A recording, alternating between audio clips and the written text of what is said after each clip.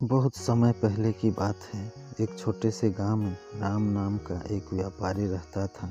वह ईमानदार और बुद्धिमान था, लेकिन अपनी चतुराई के लिए पूरे गांव में मशहूर था। राम का काम था शहर से सामान लाना और गांव में बेचकर अपनी जीविका चलाना। एक दिन राम व्यापार के सिलसिले में दूर के शहर जाने की योजना बना रहा था। उसने अपने गांव के लोगों से पैसे उधार लिए और वादा किया कि शहर से सस्ते दामों में सामान लाकर वे बेचकर मुनाफा कमाएगा और सबका कर्ज चुका देगा। सबको राम पर भरोसा था, इसलिए उन्होंने खुशी खुशी उसे पैसा उधार दे दिया। राम शहर पहुंचा और वहां से सारा सामान खरीद लिया। उसने सोचा, अगर मैं इस सामान को सीधे गांव में बेचने के बजाय शहर के बाजार में बेच दूं तो और ज़्यादा मुनाफा कमा सकता हूं। उसने उसी दिन शहर के बाजार में अपना सारा सामान ऊंचे दामों पर बेच दिया और अच्छा मुनाफा कमाया। जब राम गांव वापस आया तो गांव के लोग उसके पास आए और अपने पैसे वापस मांगे, लेकिन राम के मन में कुछ और ही चल रहा था। उसने गांव वालों से कहा, मैं शहर से सामान तो ले आया था, लेकिन रास्ते में चोरों ने सारा सामान लूट लिया।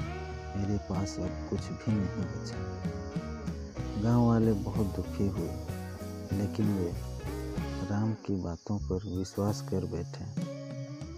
राम अपने घर में चुपचाप बैठा सोच रहा था कि उसने कितना अच्छा धोखा दिया। लेकिन राम यह नहीं जानता था कि गांव में एक वृद्ध संत रहते थे जो उसकी चालाकी समझ गए थे। उन्होंने गांव के लोगों को इकट्ठा किया और कहा, राम की बातों में तो कुछ गड़बड़ है, हमें सच का पता लगाना होगा।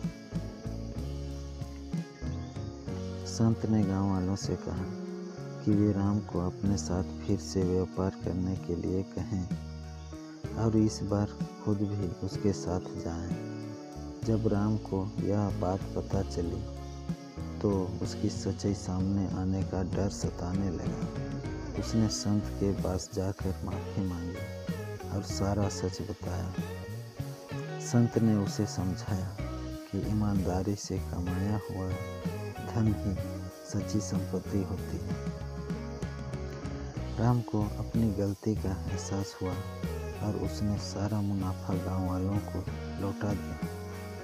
गांव वाले उसे माफ़ कर दिए, लेकिन राम ने फिर कभी बेईमानी नहीं की। वह सच्चाई और ईमानदारी से व्यापार करने लगा और अपने काम में सफलता पाई। ईमानदारी और सच्चाई से जीना ही सच्ची सफलता है।